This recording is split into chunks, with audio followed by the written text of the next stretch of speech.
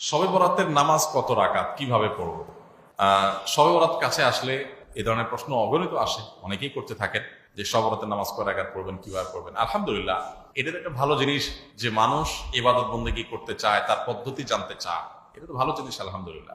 শবে বরাত যেটাকে আমরা বলছি, এটা হলো মধ্য শাবানের রজনী।